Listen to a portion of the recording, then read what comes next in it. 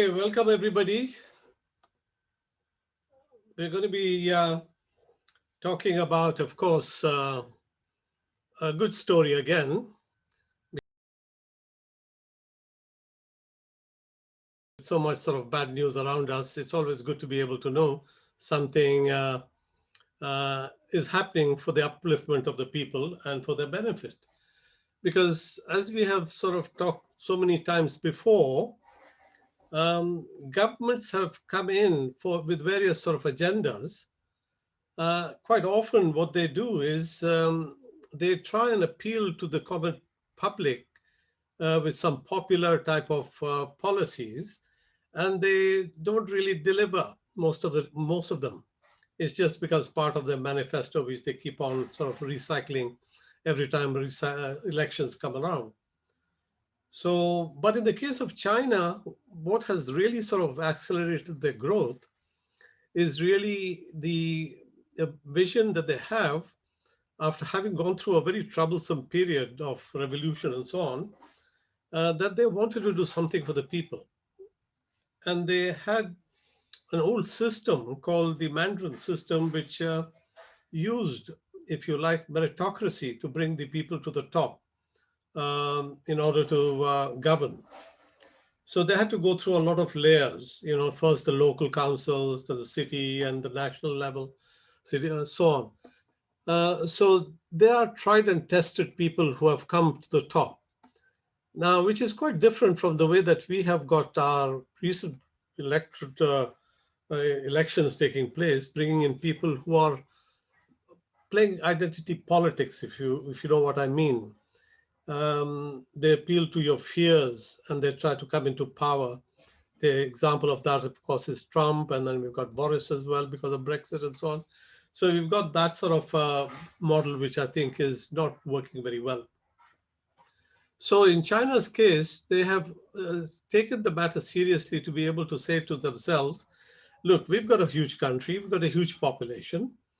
What we want to do is to sort of get down to some big plans, and they call them the 5-year plans. And they target specific areas to try and lift the economy up, the technology up, the transportation, the science, whatever it may be. So those plans are something which they put into practice. And because of the type of government, which is probably authoritarian from our point of view, they then sort of get to work on it once they decide that they have to do something. Now, that is what has got them to sort of the point where they are today. Today, they are the second largest economy. They are going to be able to deliver on all the fronts, maybe not immediately, but in due course, because the direction they've set, I think, is a good one. Of course, we can learn a lot from the Chinese way of doing things, provided we are open enough to be able to look at them objectively. Now, that is not an easy task, simply because I've told you many times, you have the press over here giving us so much negative sort of reporting on China. And it's easy to pick out anything of any country and sort of try and target it and make it appear day after day on the media and make it seem as if that's the be all and end all of what that country is all about. So it's a rather tragic way of, for ourselves, in fact, we don't see the good things that are happening and be able to learn from it as well. Okay, what I'm going to do is today going to be focusing on railways, because railways is one of the, if you like, sinews of the BRI. Now, we have talked about the BRI, which is the Belt and Road Initiative, which is the biggest mega project of all time in history. It covers 65 countries, 4 continents, and has tremendous amount of economic potential, and the amount of investment for the infrastructure is humongous. And that's all for the upliftment of the people. And we talked about all the stuff in the previous talks.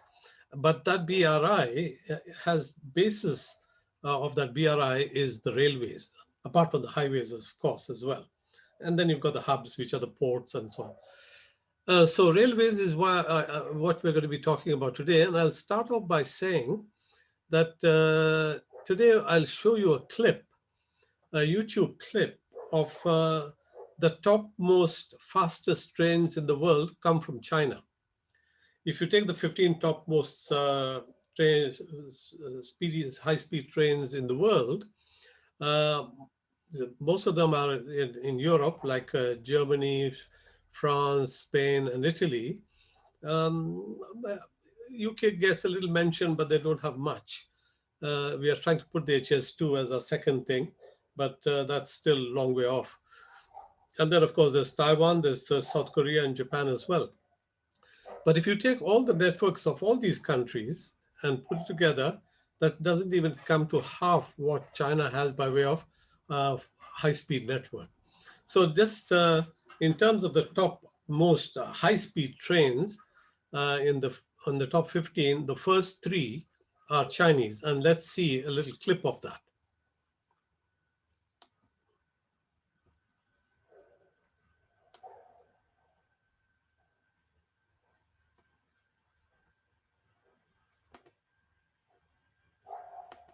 RH380A, 235 miles per hour. First in service since 2010, the Harmony CRH380A is China's fastest train up to date. With a maximum lightning speed of 235 miles per hour or 380 kilometers an hour, the third fastest high-speed train in the world operates from Beijing to Shanghai and has many stops in multiple cities and towns. The longest high-speed line in China is also notorious for its meticulous design and careful detailing. The design work was carried out in 4 main categories, and it took more than 5 years to perfect the optimal scheme and model.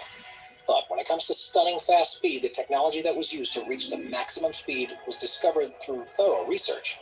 These studies were carried out at various universities in China and were ultimately used to tweak and improve the final CRH product.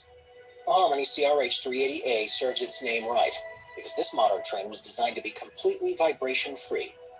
Train cabins and internal structures were built in such a powerful way that they can withstand a stunning maximum speed of 340 miles per hour or 550 kilometers an hour. And with advanced noise control technologies incorporated in the overall design, the Harmony 380A model has sound absorbing and eliminating properties like no other. Number 2, Fuxinghao, 249 miles per hour. The silver medal for the fastest high-speed train in the world goes to the Fuxinghao CR400AF, officially introduced into service in June of 2017. China Railway-operated train travels from Beijing to Shanghai. This extraordinary bullet train can run faster than the Japanese Shinkansen models and has a jaw-dropping speed of 249 miles per hour, or 400 kilometers per hour. The signature bullet nose aerodynamic design reduces air resistance, which aids with overall high speed and efficiency.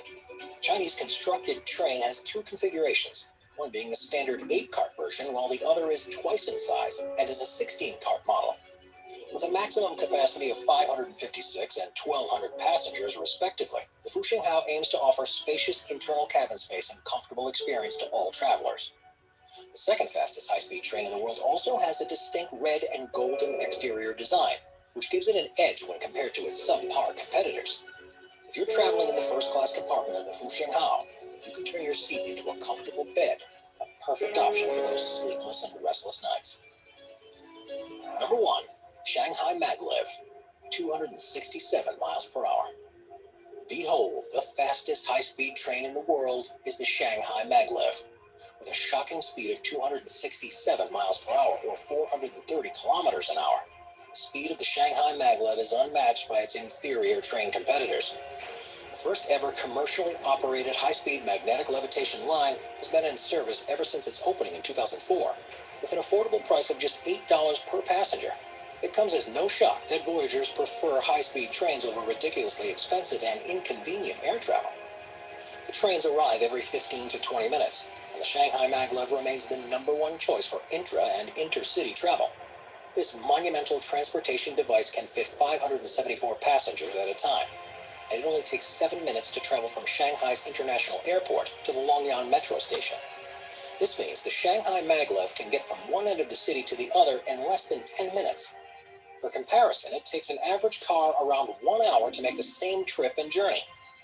With that, as of 2020, the the Shanghai maglev remains the fastest high-speed train in the world. I'm just going to make this a little bit bigger, I think, yeah. Okay, so our agenda for today is going to be this. I just showed you the clip that gives us an idea as to what sort of trains that are operational already over there in China. Next, we'll talk about some of the ones that are going to be there again in the future, and see for on the maps how extensive the network is, and what are the ingredients of success that has brought that about in China. And we'll look at the network and then, of course, the future as well. So having said that, let's look at that. That's again, one other thing that I want to mention in terms of the network that they have is because they have some very sort of low temperatures in China. So apart from speed, they have to take care of the low temperatures. You get up to minus 40 degrees. And that applies for both passenger and freight. So that is an important part of the whole sort of development that is going on. Now, these are you saw that in operation just now, the bullet train and 600 miles. These are sort of the speeds that they're aiming for, and we'll be getting them, I think, already in that maglev. Now, maglev is magnetic levitation. Now, when I was at college here at Imperial, 30 years ago, there was already, a development done on the maglev. What maglev is that you have, rather than wheels turning and giving the motive power, if you like, from the motor is actually lateral along the sides, if you like, of the train. So that sort of magnetic interaction between the electric and the magnetic sort of fields allows that thing to turn the wheel and move, if you like, at a very, very sort of fast pace. So in fact, that is a different type of motive power to the internal combustion engine, or even for that matter, the Tesla cars, where there are, if you like, alternators and the motors that give the power. So it's a different way of, obtaining power for movement. So what else are they developing in terms of technologies to bring about this, the excellence that they have in, or the lead, if you like? They have this all carbon fiber bodies and bullet shaped nose. We saw that. Uses heavy haul, high temperature superconducting technology. Yeah, again, one of the things that I read recently in a report somewhere that I saw was that the Chinese have started to look at and see if they can transmit power from one point to another, up to about up to having something like 1,000,000 volts. So we have, in fact, and of course, what they are doing, of course, also is to go into this hyperloop type of idea. You remember when I talked about Elon Musk hyperloop type of mode of transportation that they're experimenting in USA, and they've got already, certain little stretches from the exhibition center to the station and so on, in some places that are developing that technology. That's under vacuum. You have very, very high speeds, and those speeds can go up to over 100 kilometers per hour there. So in China, they're also working on that. Now, one other thing which is quite interesting about China's sort of train is that they have also countries all around them, and they do the transnational, if you like, crossing of railway. Now, quite often what happens is the different countries have different gauges. The width of the track is different. So what China has done is that they have started to sort of come up with a way of changing the width of their wheels so as to use the track that needs to be run on. The usual thing is what they call, narrow gauge, and there's broad gauge. So it goes from narrow gauge to broad gauge in a matter of, a short time. We'll talk about that a bit later. Now, one of the other things that they're also thinking about is the speed is not just for passenger convenience. The speed here is also for freight, because the distances in China are humongous, and therefore they need to have freight also being transported from one side to another. In that regard, we've seen that the eastern coast of China, East China is very developed, industrialized, and so on, but the West is not. That's where the deserts are. That's where the Uyghurs are, and that's what China is trying to do something about. So if they've already put a line, and they're going to put further fast lines going right up to the west of China as well. And it needs to operate in all conditions because, as I said earlier on, the temperatures can be quite sort of low, up to minus 40 degrees centigrade. So here is a picture of that. So it has become the first country in the world to realize such a high speed for freight. So you can see even the freight is going at enormous speeds as well. Because if you're utilizing, the basically the infrastructure, you might as well use it, for freight, because that is where a lot of money can be saved. And not only money can be saved, but as you can see, one of the most efficient way of conveying goods from one place to another is through a train, because the train wheels run on a rail. So, and if you look, you can with your own hand just push a bogie, if it's well sort of level. And that's because there's hardly any friction between the wheel, which is metal, and the rail, which is metal. So there's no friction. The little friction, of course, for the turning to work, but it's not like rubber on tar road. There, the friction is enormous, and of course, you lose a lot of energy. So this is a very efficient way of conveying, if you like, goods from one point to another. So I talked about this low temperatures, and that's very important. And here we've got these, even the high-speed trains need to be designed so that they can operate in low temperatures. Now, I might have mentioned to you some time back, I think way back in last year, China was one of the first people to overcome the perennial problem of permafrost in the winter becoming a swampland in summer because of the heat difference. And therefore, the track used to sort of become inoperable. So, what the Chinese did was to sort of try and solve this, and they did it rather ingeniously. They looked at some of the old tombs, in the days of Genghis Khan and so on. The tombs had these lots of stones covering them, and they found the temperature in the tomb was maintained cold because of these stones. And then they worked out what these stones did in the summer. What the stones did was they sort of evaporated the heat, because there was so much greater area of the stones. It evaporated the heat, so the heat then didn't melt the permafrost down below. So what they did was use that principle to build tracks which enabled the tracks to be laid in this swampy type of area that became swampy during summer. And that's why they were able to build this road to Lhasa in Tibet and to Urumqi as well in the west coast of China, in the western part of China. So that simple technology helped them to sort of uh, extend the railway network even to in hospital terrains due to weather. That also sort of saved a lot of headache for Alaska as well, because Alaska was continuously having this problem of having winter and summer, and that sort of affected the rails. And there were other places as well. So China made a big contribution there in the technology. So temperature here is minus 40 is what they have to deal with, trains like this.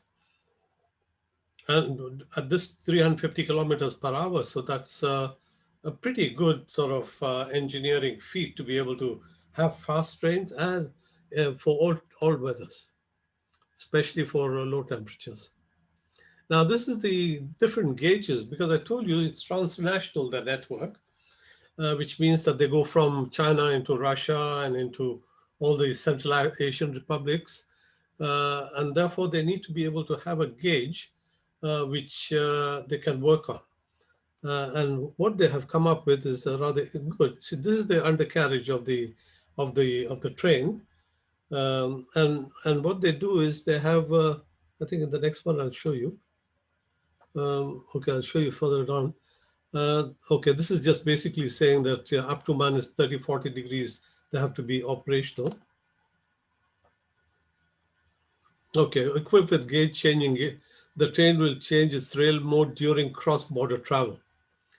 This will greatly improve the travel efficiency and make international travel all the more convenient. So they've got that sort of technology also there, which is, uh, okay, this is the extension of the network. I'll come to that, how they do the change from one gauge to another later, I think. But this is giving you just in the last 12 years, how they have expanded. Their sort of network is now about 36 kilometers, 30,000 kilometers, which is twice as much as the whole world's high-speed network. So you can see it's a pretty big one. Now, initially in 2008, you can see it was only 73 miles long in 2008. And then you have that big change come over. Um, okay. Uh, Date, I'll show you the thing later. So at the heart of the success is basically, as I said earlier on, China thinks very strategically because they're long-term thinkers. We all know that they don't go for the short-term advantage. We are pushed into short-term decision-making because our model is such that the corporate world has to present quarterly results, and the share markets and the stock market, treats them if they don't show any gains. So everything is a bit short-term. They have to show profits at the short term. So no long-term thinking is there. So you can see this model is flawed. So it's good to be able to have long-term plans and the government that can implement the long-term plans. So here we are. So they incorporated a 5-year plan. So they had the idea that, because it's a good job, it can't be done in just 4 or 5 years. It has to go into multiple, lots of 5-year plans. And they call this MLRTP, multiple sort of, they call it here the long-term, medium-term development plan for Chinese railways. That's what MLTRP means. Now you can see this is the sort of modern technology over here, and this is the old technology. You can see these over here, and then you can see the new one. But what they have done is not completely replace the old one. They're complementing the old with the new, and then upgrading the old where necessary. So it's all planned in a planned fashion. So the driver for the change, for the drive, for the for the change that is coming, what that was needed, um, is basically this. They found that the priority for project, each of the 5-year cycle, all 5-year plans are consistent. Okay, development of other sectors of the economy, because transport is the real sort of backbone of an economy. You need to be able to transfer goods from one place to another, and all sorts of things. Social development, people have to move, so there has got to be that type of interaction between economy and society. And you need to be able to do that based on the cities because they're widespread all over the country. In China's case, mostly, I'll show you a map later on, where most of the large cities are basically on the eastern sort of China. So we have these large, so Chinese came up, okay, so the plan is basically to try and lift the economy as well as bring about the change in terms of movement. Here, this is the old picture of the network. You can see lots and lots of wires and rails crisscrossing here, there, everywhere. And that, of course, leads to a lot of repair work because they keep failing and it's not conducive to speed. Okay, this is basically saying that the 2020 target was to make the thing go to national railway thing going up to 100,000 kilometers, and the fast one to 7,005, 12,000 kilometers. But I think they've exceeded that target. This is the target now. Oh, this is the old target. I just showed you because they have revised that target, and the next one I think show you later on. But anyway, this old target was the one that I just mentioned. 62,000 miles is what they have at the moment in non railways. And this is the high speed. HSR is high speed. Now, the way that they have gone about sort of extending the network is interesting to consider. Just look at this map over here. The lateral lines, the sort of lines that are there, you might be able to see. If I can move it here, I can make it a bit bigger. I can move this out perhaps. Yeah. So here we are, these lines. These are like the horizontal lines crossing the country. That's where most of the population, this part of China. And if you look at the other sort of lines, is the vertical lines. See, so is like a grid, if you like, uh, and a grid interconnecting to this grid is all the regular sort of network of trails that are there. And that is your regular thing. This is all the interconnectivity to small and medium lines over there. This is the western part of China. You can see the western part is hardly anything there. That's where the poor Uyghurs are, and that's what China is trying to lift them up by doing all sorts of things. And they get accused of sort of really putting them into concentration camps. Okay, that grid is going to be extended, not only have 4 by 4, but they are going to have 4 by 8 horizontal lines. So you can see it's a well thought out big grid. So this is the new sort of greater sort of connectivity. Now they want to have 150,000, we could call it a 93,000 miles long of railways, and the high speed one will be 18,000 miles of railway. Now, the biggest sort of country in Europe that has the high-speed rail is Spain, which has 2,000 miles of it, from Spain right up to Brussels. And all the other sort of lines are smaller.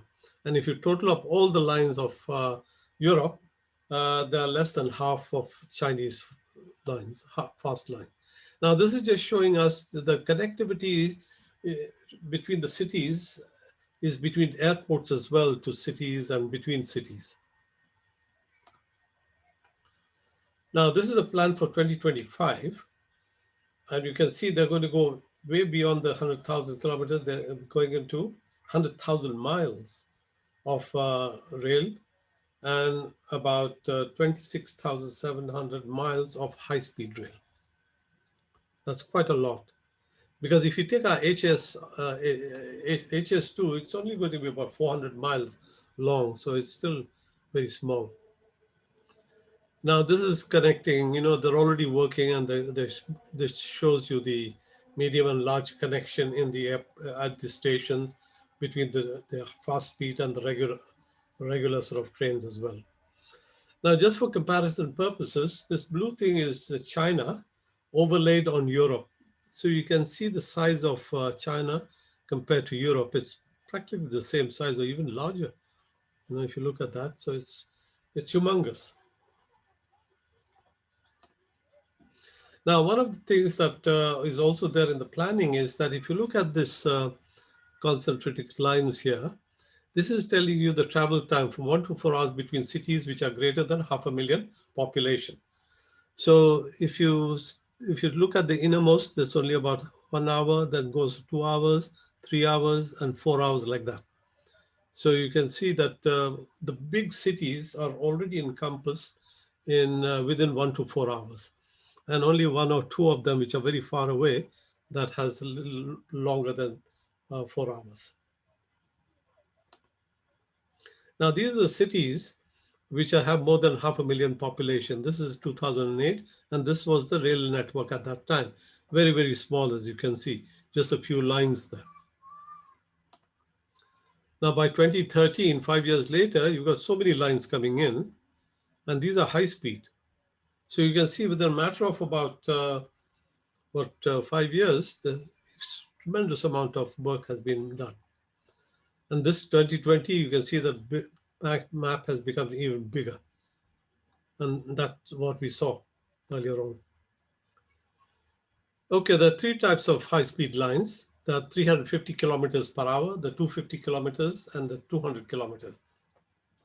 And these have to do with how much traffic and how much freight they have to carry. And you don't need to have very fast between two small cities, for instance.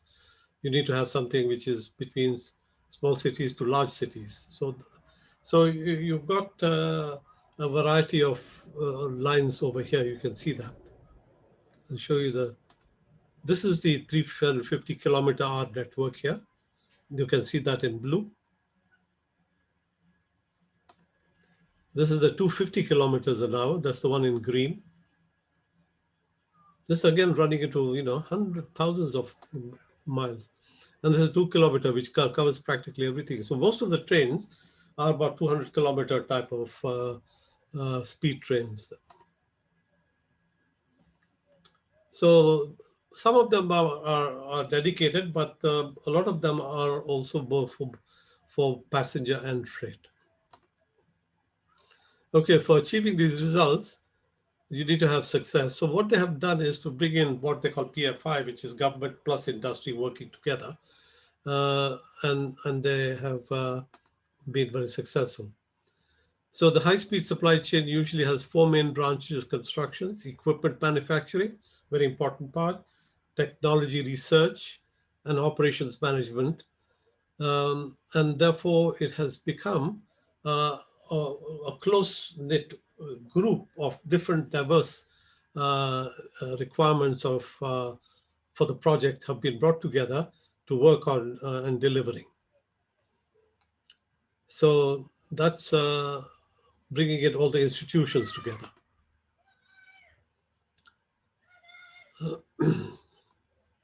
So here we are talking about basically, I think, the size of the network. And the question here is the market large enough to be able to support this fantastic amount of investment that is being put in and the infrastructure that gets created? Because it takes time for the business to develop. Because you remember, the model that we follow over here is that it should be economically viable from day one, practically, when you set up a project. Or maybe if not from day one, from day 10, whatever. In the short term, it should become viable. But in the Chinese case, they seem to be building, and they're building it not necessarily to get a return straight away in the short term, because they're thinking long term. As I have told you, their thinking is long term and not short term. Okay, so research has played an important part here. And the institutes that have become involved with this whole development as the research institutes, colleges, universities, and manufacturing plants. Okay, we can skip that. Standard, yeah, one of the things that is very important is standardization. You might remember, if you go back to the old days of Harrods, and there were multiple stores with their names offering all sorts of goods. Uh, until the big names which we see today started to play their brand, saying, look, we will offer the quality that you can expect from our name. So that was a type of standardization, if you like, which people had confidence in. And standardization has to do with having common exchange type of gauges as well in the country. And because every country has different gauges also. I know that in India we had the narrow gauge, the medium gauge, and the broad gauge. The narrow gauge was only for small little thing and for mountain things, which had their extra sort of power rail. And so you need to be able to have standards so that the bogies and everything. So standardization, as you know, anyway, is very important. So here we are. That brings in standardization, brings in a lower cost. See, the cost for building 1 mile has gone down from $20 million to $16 million, down to 15 million now. So you can see a fairly progressive lowering of costs has taken place. Okay, market growth and economic effects. So what has been the impact of this? Now, there are 4 times more passenger kilometers than the whole European and Japanese high speeder. So they have, because of the population and because of the size, they are competing with not only just uh, Japan or Europe, but both of them together. Now, what has been the impact on air travel? Well, you can see that here, because you've got the high speed, uh, it is it is very, very problematic for the air to sort of try and match. And we can see here is the fall in traffic in the air passengers from a high that was growing up to a drop here as soon as the high speed trains came in here. I don't know whether you can see that, but anyway, this is a big competition between the airplanes and the high speed, and the high speed is winning in this case, as you can see. Here is the case where there is a trip of about 3.5 hours by train and 2 hours by plane. And because one gets to the town center, the other one has to go through all the security checks, and then to so many miles out for the airport. So door to door, I think they're very, very sort of competitive, the high speed trains.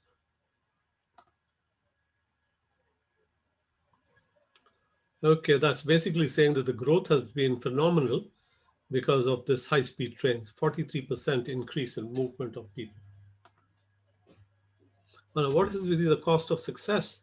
Now, as I said here, we don't know from 2005 to the estimate says that China has spent more than $1 trillion for the construction of high-speed rail network.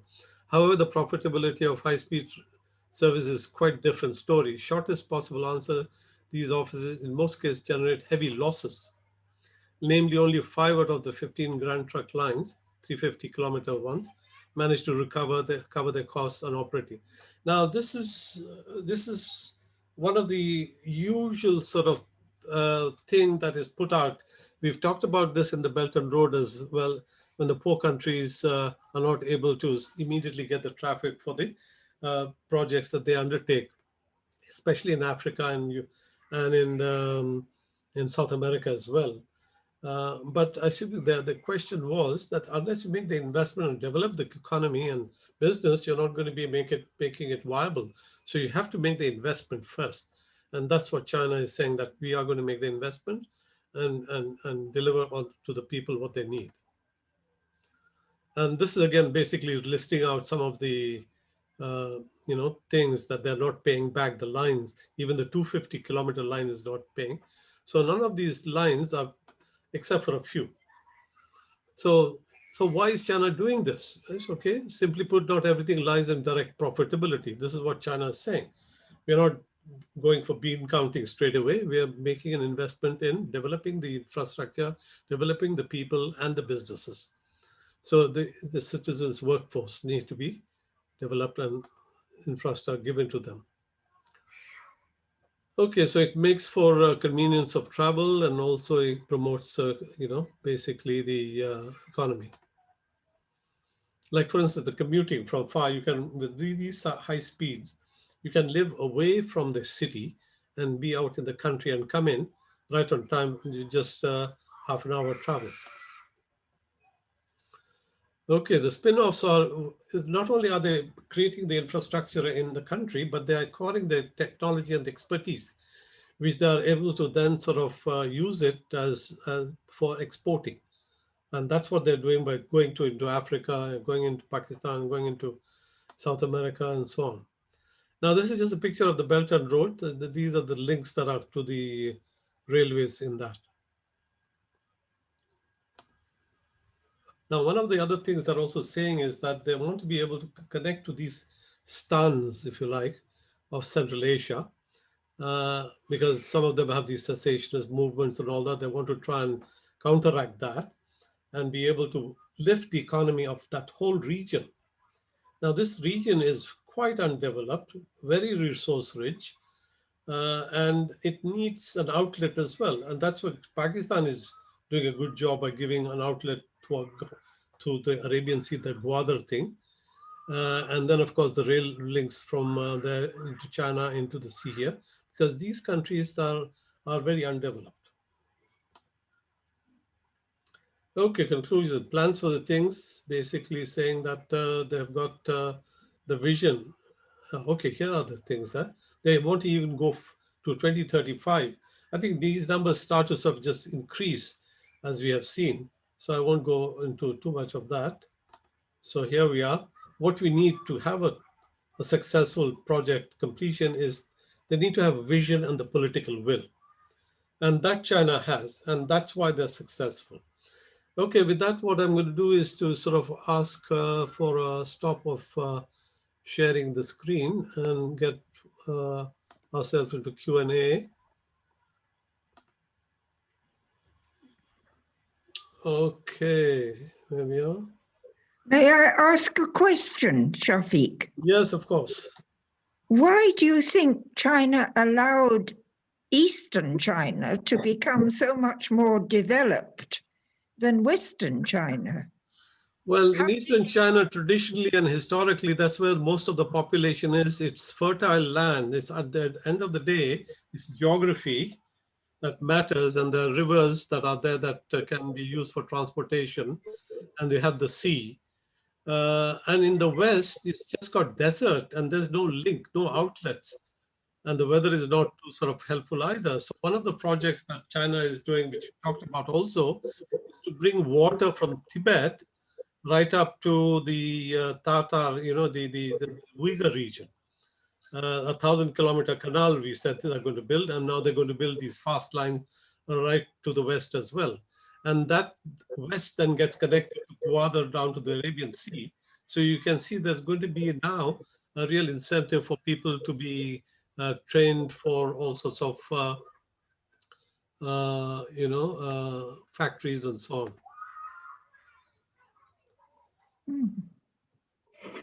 Okay.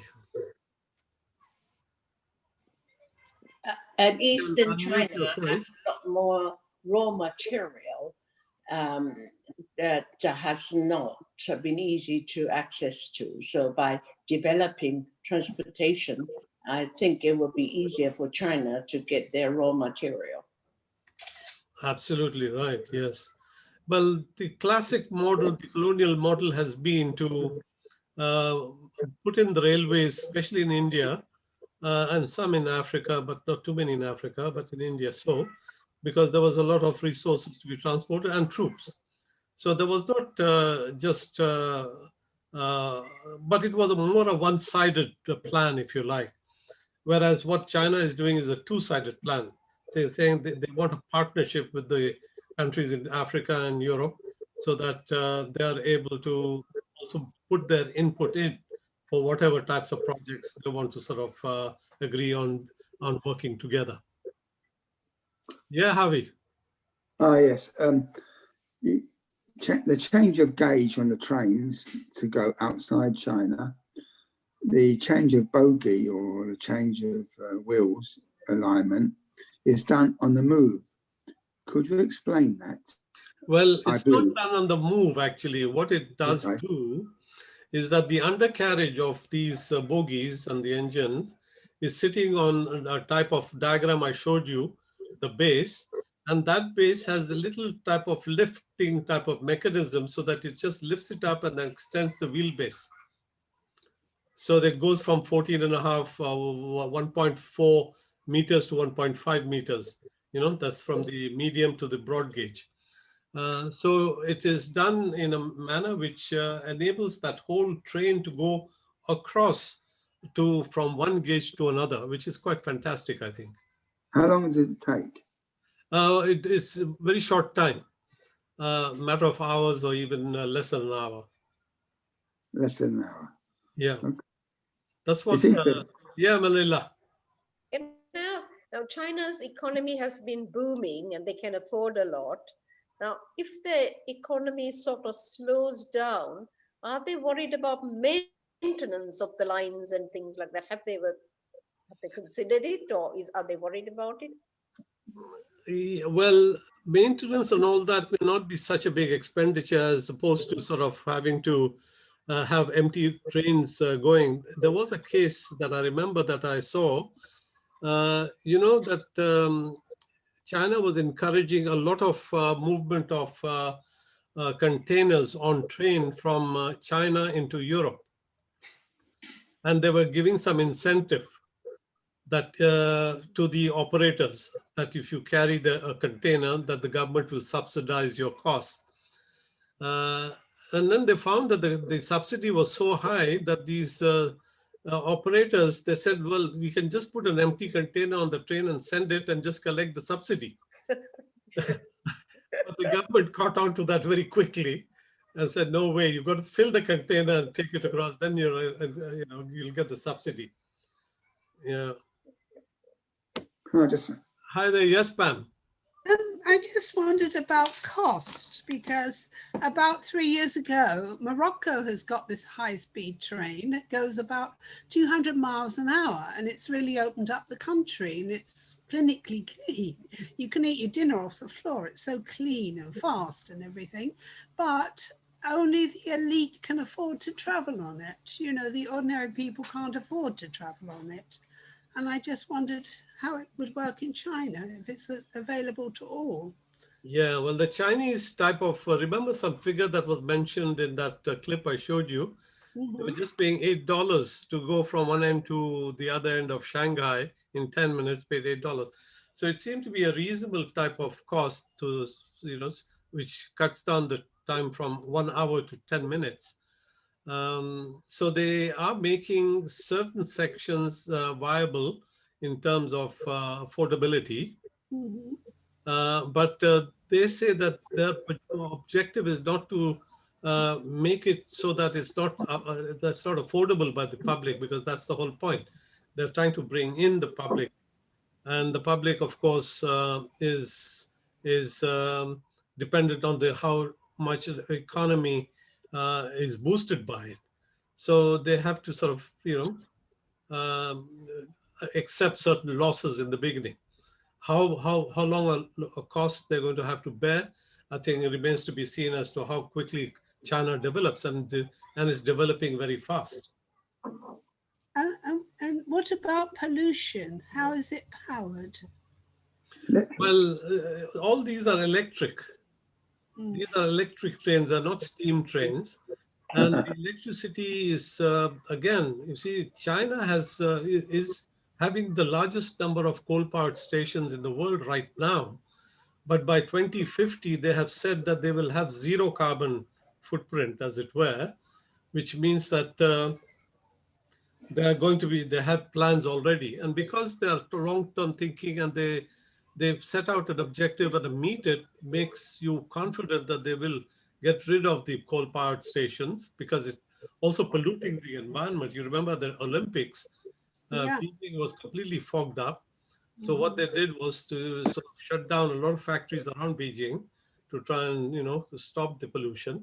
So in a way, they are very conscious of that, and and these dams that we talked about. Remember the big rivers emanating from Tibet?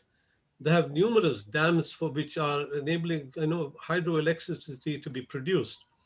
And this Three Gorges Dam is such a humongous thing that goes into producing, gigawatts of electricity, not just megawatts. So they are, of course, the biggest pollutant today at the moment. Yeah, Harvey. Yeah, I just say about the pound, shillings and pence situation regarding railways. Railways do make a loss, unfortunately, but that's the situation we're in.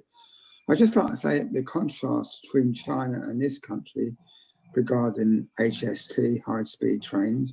We've got high-speed train 1, running to the Channel Tunnel, that has been built with the taxpayers' money. And when it was made, then they sold it off to be run by someone else. And we have a situation where Eurostar which is half owned, well, so not exactly 50-50 with the French railways, SNCF and Belgian railways. This country is not subsidising it, where the European ones are subsidised. They're part of the Eurostar.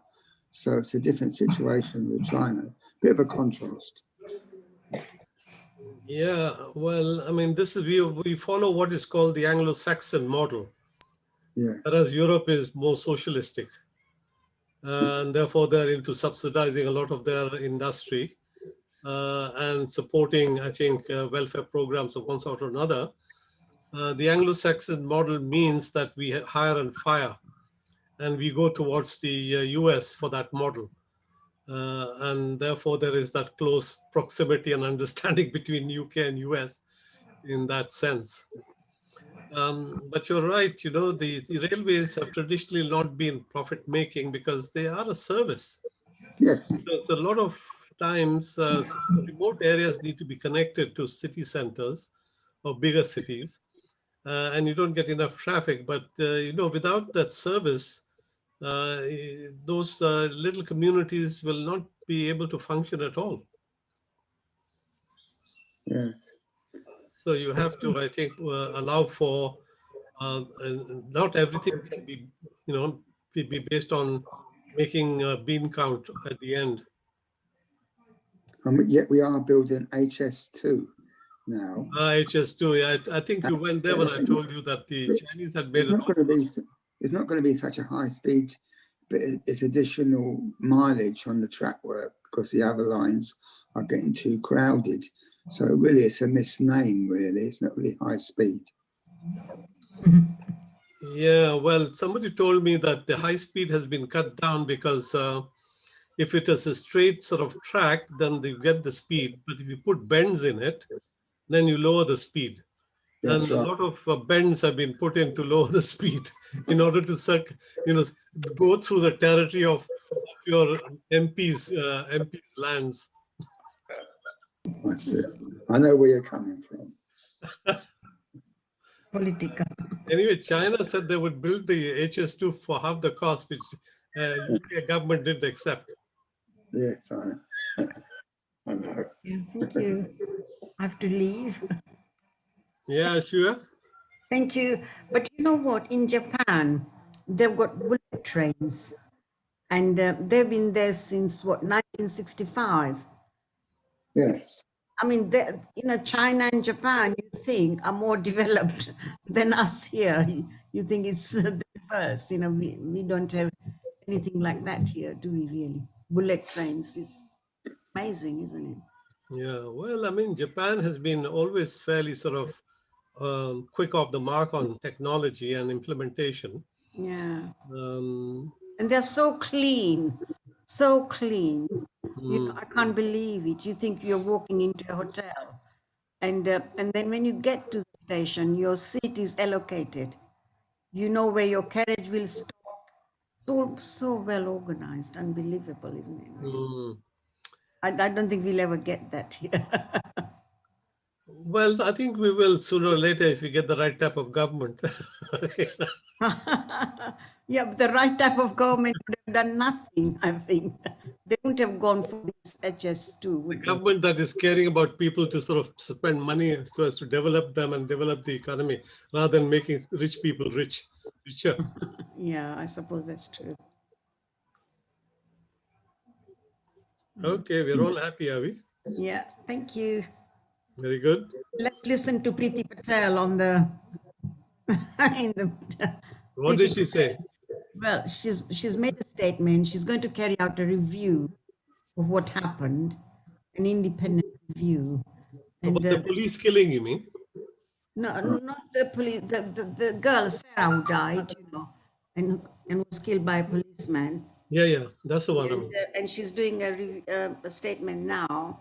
So they're going to carry out a review on that and the police handling of the violence, you know, on I have not much more, I have no confidence in Priti Patel at all. no.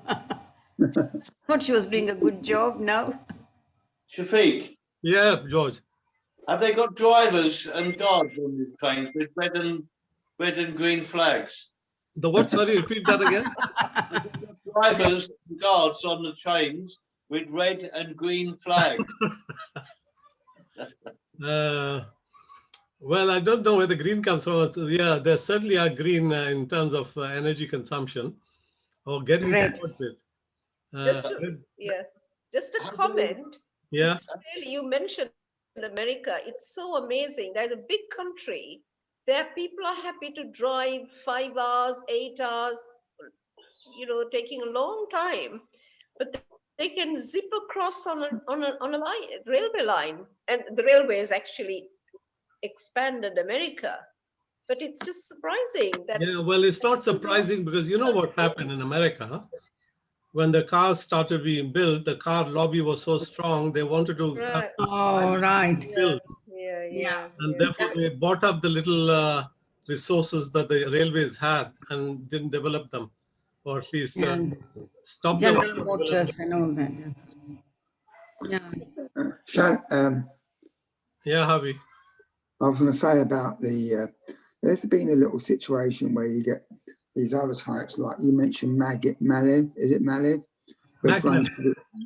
Okay, to the airport, and you got monorails, and there's a problem with both the Malev and monorails. Is point work where the whole system has to move to change the points, go from one line to the other. I have been to the one in Seattle, the monorail there, which was built 50 years ago in the 60s, and they do have a problem with changing point work. That's us. This is what I texted you about.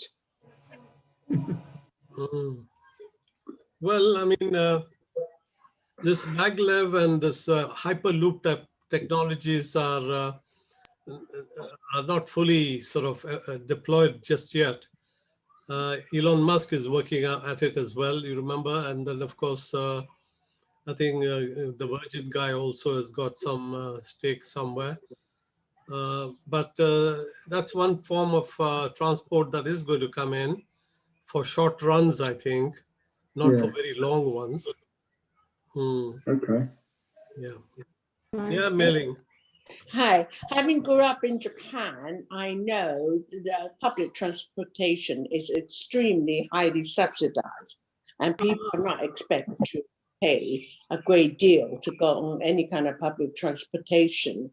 I think it's a different mentality. Here in England, government expect that bus company or train company to be self-sufficient. And the only way they could do that is by pushing up the price. Government do not see it as their responsibility to keep the price down. Whereas in Japan, it costs a very, very little money to go onto the train or buses because they try to discourage road with lots of cars and so a huge number of people do take public transportation. And because it's very well connected and it's a very frequent service, if the train is 1 minute late, there will be an announcement apologizing. 1 minute late. You won't get that here. People's expectation of punctuality and people's expectation of cleanliness on the train and so on and so forth. So I think it's catch-22 situation when it's cheap, when it's a regular, when it's a fast, when it's, efficient, people use it.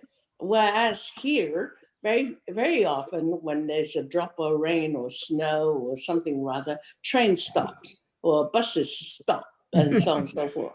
And so I think it's very much catch-22 situation because it's not so reliable. So people take a train. It's improving now. It's much more, it's improved since the 70s, but it's still got a long way to go.